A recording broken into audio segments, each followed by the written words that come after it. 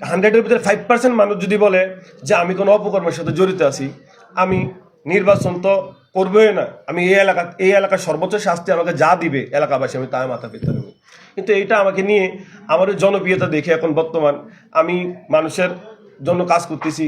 আমার সিনিয়রদের সাথে কথা বললাম মানুষের কিভাবে কল্যাণের, যেমন অনেকের এই বাসায় সমস্যা, টিন লাগাইতে পারতেছে না, মসজিদের সমস্যা, আমার এলাকায় রাস্তাঘাটের সমস্যা, চেষ্টা করতেছি সিনিয়রদের সাথে কথা বলে এটা একটু সমাধান করার জন্য।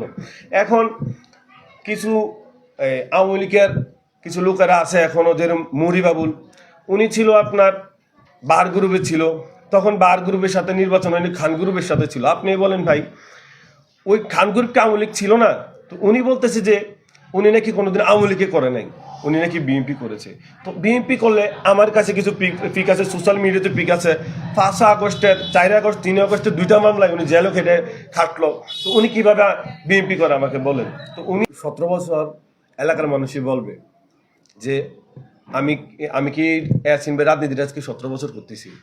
কেউ যদি বলে যে আমি কোনো আওয়ামী লীগের সাথে লেজমেন্ট করে অবৈধ বা কোনো কিছু টাকা ইনকাম করছি, যদি এমন একটা কোনো প্রমাণ দিতে পারে, রাজনীতিটা আমি ছেড়ে দেবো 16 নম্বর থেকে।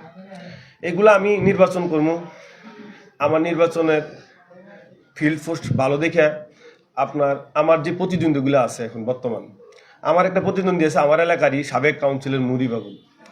উনি বিগত 17 বছর স্বৈরাচার আওয়ামী লীগের সাথে জড়িত ছিল। এখন উনি বলতেছে উনি নাকি আওয়ামী লীগ করে নাই, তাহলে আওয়ামী লীগটা করছে কি 16 নম্বর ওয়ার্ডে?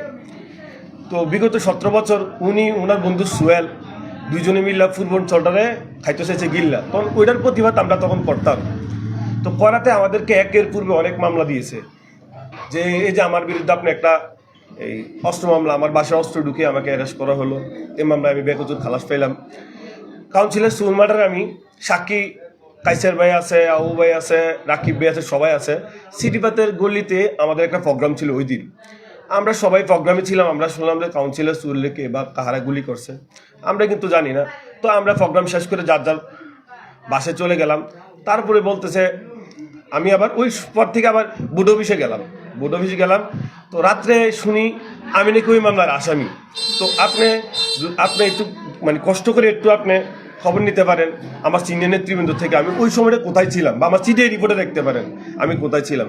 এখন আমার অবস্থান আমি অনেক কষ্ট করে তৈরি করছি, আমি এলাকার মানুষের জন্য সেবা করতেছি, মানুষে বলবে। আর কেউ যদি বলে 100-এর ভিতরে 5% মানুষ যদি বলে যে আমি কোনো অপকর্মের সাথে জড়িত আছি, আমি নির্বাচন তো করবোই না, আমি এই এলাকার সর্বোচ্চ শাস্তি আমাকে যা দিবে এলাকাবাসী আমি তাই মাথা পেতে নেব। আমার 2টা ছেলে হয়েছে, আমি দেখি নাই। আমার ওয়াইফ অন্তঃসত্ত্বা ছিল, আমাকে ওরা ধনুবাড়ি অ্যারেস্টে স্কুল মার্ডারে আমি কিছুই জানি না। এটা আপনি একমাত্র আমার সিনিয়র নেতা কর্মীদের সাথে কথা বললে চলবে, বা সিটি বা হসপিটাল রোডে সিসি ক্যামেরাগুলো আমি ওই ডেটে চেক দিলে বুঝতে পারবো আমি কোথায় ছিলাম। এখন আমার নির্বাচন গণতন্ত্রের অধিকার সবারই। আমি 16 নম্বর ওয়ার্ডের সন্তান, আমার এই এলাকায় আমার জন্মগ্রহণ, তো আমার অবশ্যই অধিকার আছে মানুষের কল্যাণে কাজ করার জন্য। এখন নির্বাচন ভাই অনেক দেরি আছে, ওরা এখনই একটা ষড়যন্ত্র আমার জন্য করতেছে। আমি বললাম ভাই 5% মানুষ যদি 100-এ 5% মানুষ যদি আমার বিরুদ্ধে বলতে পারে, তাহলে আমি এলাকা ছেড়ে আমি চলে যাব। নির্বাচন তো পরের বিষয়। আর আমি বিগত 17 বছর ইয়াসিন ভাইয়ের রাজনীতিটা করতেছি, অনেক মামলা হামলা নির্যাতনের শিকার আমি হয়েছি, এটা এলাকাবাসীও জানে, মহানগরবাসীও জানে যারা আমাকে চিনে। তো আমি বিগত সময় অনেক অনেক নির্যাতন ভোগ করার পরও এখন আমি চাচ্ছি যে আমার ওয়ার্ডের মানুষের কল্যাণে কাজ করার জন্য। তো আমি চেষ্টা করেও যাচ্ছি, তো মানুষও সাড়া দিচ্ছে। পুকুরের বিষয়টা নিয়েও আমাকে নিয়ে একটা ষড়যন্ত্র হচ্ছে, যে বলতেছে মিডিয়াতে অনেকের আগে বলতেছে মাসুম ওইটা বা ওইটা। তো ওইটা পুকুরের বিষয়ে আমাদের এলাকায় সংগ্রাস পশ্চিম পাড় অনেক একটা ঘনবসতি এলাকা। তো ওই জায়গায় আপনার পুকুরে আছে কিন্তু একটা, এটা দিঘির সমতুল্য একটা পুকুর।